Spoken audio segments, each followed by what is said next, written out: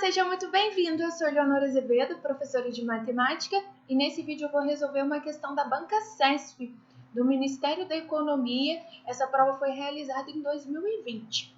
A gente vai falar aqui sobre o raciocínio lógico, tabela verdade, negação, equivalência, que é super importante. Sempre destacando que CESP é uma banca diferenciada. Esse modelo certo ou errado, a gente tem que ter um cuidado a mais. Então, é fundamental que você baixe provas anteriores e resolva. Estudar simplesmente a teoria aqui não vai ser suficiente. Você precisa estudar questões e precisa estudar questões CESP. Joia? Vamos ver aqui o que a gente vai fazer. Considere que as seguintes proposições sejam verdadeiras. Proposição P. Se o processo foi relatado e foi assinado, então ele foi discutido em reunião. Se o processo não foi relatado, então ele não foi assinado. Com base nessas informações, julgue os itens a seguir. Bem padrãozinho CESP, um pequeno texto e itens para a gente analisar como certo ou errado. Joia? Primeiro item, a proposição. Se o processo não foi discutido em reunião, então ele não foi assinado, é verdadeiro. Eu vou só copiar isso para o próximo slide aqui, só para ficar mais fácil da gente interpretar isso, da gente visualizar. Ele está falando para a gente que isso aqui é verdadeiro. O que a gente tem é uma condicional e lembra lá, tabelinha da condicional. Vamos lembrar rapidinho aqui. Falso, verdadeiro, falso, falso. Eu tenho um caso falso. A Vera Fischer lá, é o caso falso. Os demais casos são verdadeiros. Se eu quero provar que essa proposição é verdadeira, eu tenho que fazer dar certo essas três coisas. As duas proposições simples serem verdadeiras, a primeira ser falsa e a segunda ser verdadeira, e as duas serem falsas. Porém, isso para um exercício é muito trabalhoso. Lá na hora da prova, você perde muito tempo. Qual que é o truque que a CESP sempre usa, sempre dá certo? Você vai aprender aqui nesse vídeo e com certeza você vai garantir um item lá da sua prova. A gente vai fazer o contrário. Eu vou tentar provar que isso aqui é falso. Eu vou tentar provar e depois a gente vai analisar. Eleonora, você pode estar se perguntando assim, Eleonora, mas isso é exatamente o que a gente não quer. Sim, mas você vai entender já já. Confie em mim, acompanhe a solução, você vai ver como que vai ficar mais simples.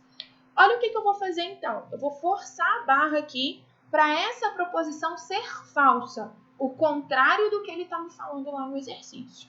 Se eu forço a barra para minha proposição ser falsa, o que significa? Que essa primeira proposição simples é verdadeira e essa aqui é falsa. É o único caso falso que eu tenho para condicional. Primeira verdadeira, segunda falsa. E aí eu vou usar essa forçada de barra que eu dei aqui nas proposições lá em cima. Ele não foi assinado. Ele não foi assinado, está igualzinho aqui em cima. Então é falso. Tá? O processo não foi relatado, não sabemos. Aqui, o processo não foi discutido em reunião, é uma proposição verdadeira. Então, ele foi discutido em reunião, vai ser falso, porque aqui a gente tem o não como verdadeiro. Então, ele vai ser falso.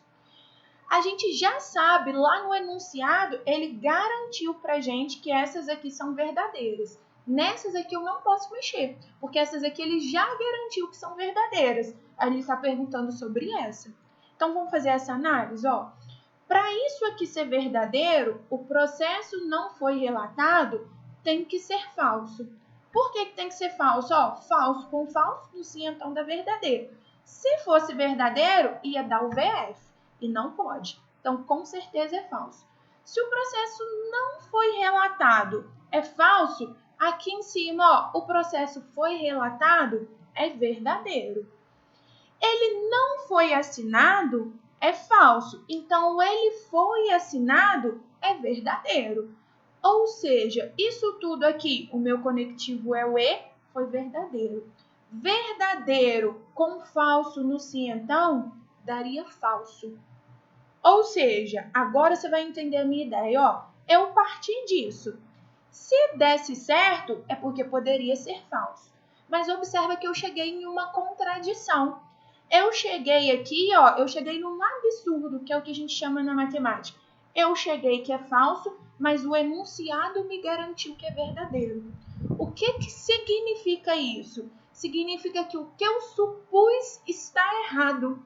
E o que eu supus? Que essa frase é falsa. Se eu supus que ela é falsa e isso está errado, significa que ela só pode ser verdadeira. Ou seja, independente do que eu fizer aqui, isso vai ser sempre verdadeiro, porque senão eu chego numa contradição e eu não posso chegar em uma contradição. Olha como foi mais simples. Se eu quisesse provar que era verdadeiro, eu tinha que montar o meu exercício 3 vezes. Primeira vez com as 2 verdadeiras, segunda vez, primeira falsa, segunda verdadeira, terceira vez, as 2 falsas. Grava esse truque, usa essa dica, porque a CESP usa muito essas informações. Com isso, eu concluí que essa proposição aqui é sempre verdadeira. É o que ele está falando pra gente, ó. Isso aqui é verdadeira, é um item certo. Vou colocar um C aqui de certo. Joia? Próxima questão. O valor lógico da proposição se que, então P ou que, é sempre verdadeiro. Então, novamente, ó, eu vou tentar usar a mesma ideia. Ele está falando que é sempre verdadeiro. Vou forçar a barra e vou fazer ele ser falso. Para ele ser falso, ó, o parênteses vai ter que ser falso e o que vai ter que ser verdadeiro. Porém, dentro do parênteses tem um ou. O ou, ele só é falso se os dois forem falsos. O P for falso e o Q for falso. Porém, ó, a minha contradição aqui, o que ficou verdadeiro e o que ficou falso. Isso nunca pode acontecer. Ou uma proposição é verdadeiro ou falso. Nunca os dois valores. Se isso está acontecendo, é porque o que eu supus é errado. O que eu supus? Que era falso. Se eu supus que é falso e deu errado, significa que a minha proposição é verdadeira. Então, esse aqui é um item certo. Na dúvida, não entendeu, constrói a tabela verdade. Vamos construir aqui rapidinho, só para a gente lembrar, ó. P, Q. Lembra que as 2 primeiras colunas, estou sem régua aqui, gente, vai ficar um pouquinho torto. São padronizadas, verdadeiro, verdadeiro, verdadeiro, falso. Falso, verdadeiro, falso, falso. Desculpa aí a desorganização. O que a gente tem, ó? Que, então, P ou Q. Já faz aqui o parênteses direto para mim, ó. Fazer um tracejado aqui. P ou Q? Tudo verdadeiro, somente o último caso é falso. Que? Verdadeiro, falso, verdadeiro, falso. O se, então, olha o que vai acontecer, ó. Verdadeiro com verdadeiro no se, então, verdadeiro. Falso com verdadeiro no se, então, verdadeiro. Verdadeiro com verdadeiro no se, então, verdadeiro. Falso com falso no si, então, verdadeiro. É sempre verdadeira, uma outra maneira de resolver esse mesmo item. Então, o item aqui pra gente é certo. Por último, o item 3, a proposição que é equivalente à proposição. Se o processo foi relatado, então ele foi assinado. Olha o que ele fala lá na proposição aqui, ó. Se ele não foi relatado, então ele não foi assinado. A equivalência que a gente tem é inverter e negar. O que ficaria aqui, então? Ó, inverte. Se o processo foi assinado,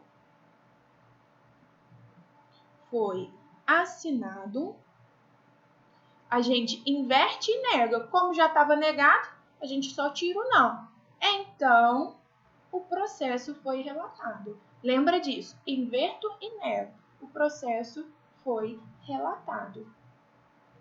Observa, ó, que não é isso que ele está falando. Ele tirou a negação, que está certo, mas ele tinha que inverter. Ele não inverteu, ele manteve. Então, esse item é um item errado.